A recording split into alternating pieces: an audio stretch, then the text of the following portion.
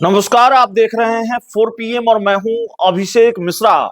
बिहार विधानसभा चुनाव में 2025 के बिहार विधानसभा चुनाव में आरजेडी को भी नुकसान उठाना पड़ा और कांग्रेस को भी नुकसान उठाना पड़ा। आरजेडी 75 से 25 सीटों पर सिमट कर रह गई और कांग्रेस 19 से 6 सीटों पर आ गई।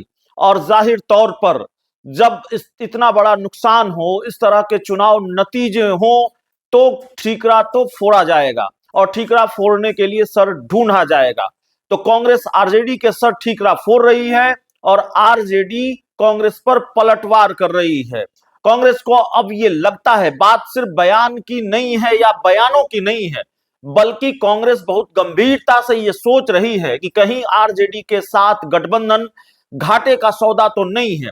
हम जिस ताजा बयान पर बात करने वाले हैं वो उसके बारे में तो बात करेंगे ही, लेकिन चूंकि एक बड़ा बयान सामने आया है और कांग्रेस के बड़े नेता का बयान सामने आया है, आरजेडी को लेकर सामने आया है, इसलिए इससे पहले थोड़ा फ्लैशबैक में जाएंगे, इसकी पृष्ठभूमि को भी समझने की कोशिश करेंगे। 2025 के चुनाव नतीजों के बाद से ही कांग्रेस इस पर मंथन कर रही है कि क्या आरजेडी के अलावा कोई दूसरा विकल्प हो सकता है, क्या आरजेडी से दोस्ती वाकई घाटे का सौदा है। और बिहार विधानसभा चुनाव नतीजों के बाद पहली बैठक दिल्ली में राहुल गांधी और कांग्रेस के राष्ट्रीय अध्यक्ष मल्लिकार्जुन खड़गे की अध्यक्षता में हुई बिहार कांग्रेस के नेताओं के साथ, जिसमें हार के कारणों की समीक्षा हुई, हार के कारणों पर मंथन हुआ, क्या कारण रहे जिसकी वजह से कांग्रेस को इतना बड़ा नुकसान उठाना पड़ा। और इस बात पर भी चर्चा हुई कि क्या तेजस्वी यादव की कार्यशैली, आरजेडी की रणनीति, या फिर आरजेडी जिस तरह से आरजेडी की जो प्लानिंग रही, आरजेडी गठबंधन के सहयोगी दलों को जिस तरह से ट्रीट करती रही, आखिरी वक्त तक सीटों को लेकर कोई फैसला नहीं होना, फ्रेंडली फाइट की स्थिति होना, क्या ये सब कुछ इंडिया गठबंधन के लिए और खासकर कांग्रेस के लिए नुकसानदेह साबित हुआ। तो इन चीजों पर भी इन बैठकों में चर्चा हुई और कहा यह जाता है कि इस बैठक में कांग्रेस के कई नेताओं ने ये बात भी की कि आरजेडी के साथ अब गठबंधन तोड़ लेना चाहिए और बिहार में अलग राह लेनी चाहिए, कांग्रेस को अपना संगठन मजबूत करना चाहिए। और सवाल इस मीटिंग का भी नहीं है, बिहार चुनाव नतीजों से पहले कांग्रेस जिस तरह से आक्रामक रही और कांग्रेस ने कई बार ये कहा कि तेजस्वी यादव सीएम का चेहरा नहीं है, ऐसा लग रहा था ये बदली हुई कांग्रेस है, ये वो कांग्रेस नहीं है जिसके बारे में ये परसेप्शन है कि वो आरजेडी की पिछलग्गू है। और कांग्रेस ये चाहती, कांग्रेस अब आरजेडी का वो ट्रीटमेंट नहीं सहने वाली जिस तरह से आरजेडी कांग्रेस को ट्रीट करती रही है। कृष्णा अल्लावरू के बयान और बिहार में राहुल गांधी ने अपने विश्वसनीय लोगों को जिस तरह से मैदान में उतारा, हालांकि जिस कृष्णा अल्लावरू पर सबसे ज्यादा भरोसा किया, कृष्णा अल्लावरू को लेकर तमाम तरह के सवाल कांग्रेस के नेताओं ने ही उठाए, उनकी कार्यशैली पर उठाए और उनके सर भी हार का ठीकरा फूटा। तो बिहार में आरजेडी और कांग्रेस के बीच घमासान की स्थिति है।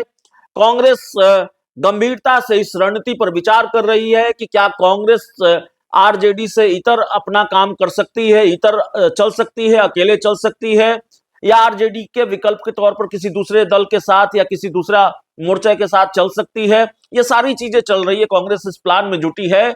और इस बीच कांग्रेस के जो बड़े नेता हैं, नेता विधायक दल रहे हैं शकील अहमद खान, हालांकि इस बार चुनाव हार गए, कसवा सीट से विधायक रहे हैं, और शकील अहमद खान ने कहा है कि आरजेडी से गठबंधन का मतलब ही नहीं है, आरजेडी से गठबंधन का मतलब आत्मघाती फैसला है।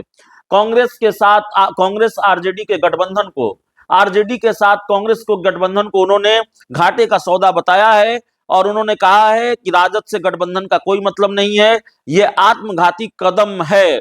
उन्होंने कहा कि बिहार में महागठबंधन अब केवल औपचारिक रह गया है, कांग्रेस को राजद के साथ बने रहने से न चुनावी लाभ मिल रहा है और न संगठन को मजबूती मिल रही है। शकील अहमद ने कहा कि महागठबंधन का हिस्सा रहते हुए कांग्रेस लगातार अपना राजनीतिक स्पेस खोती जा रही है। सीट बंटवारे से लेकर चुनावी रणनीति तक कांग्रेस की भूमिका सीमित कर दी गई है। तो संकुचन की बात कर रहे हैं, कांग्रेस की भूमिका को सीमित कर देने की बात कर रहे हैं। कुल मिलाकर अगर इससे भी ज्यादा कड़ा शब्द इस्तेमाल करें या साफ शब्दों में कहें तो शकील अहमद खान कह रहे हैं कि आरजेडी के साथ गठबंधन घाटे का सौदा है और गठबंधन की वजह से कांग्रेस सिक्योरिटी चली जा रही है। तो कांग्रेस के बड़े नेता हैं, नेता विधायक दल हैं और पार्टी के शीर्ष नेतृत्व के खास माने जाते हैं, करीबी माने जाते हैं, तो उनका ये बयान बड़ा महत्वपूर्ण है। और इस बयान ने जो आग लगाई है, इस बयान ने जो गर्माहट पैदा की है, वो भी हम आपको बताते हैं। इंडिया गठबंधन में बवाल है, बिहार की राजनीति की गर्माहट बढ़ गई है, क्योंकि अब जाहिर है इतना बड़ा बयान आएगा, हार का ठीकरा आरजेडी के सर फोड़ा जाएगा और आरजेडी से गठबंधन को घाटे का सौदा बताया जाएगा, तो आरजेडी तो पलटवार करेगी। तो आरजेडी के प्रवक्ता मृत्युंजय तिवारी का बयान आया है।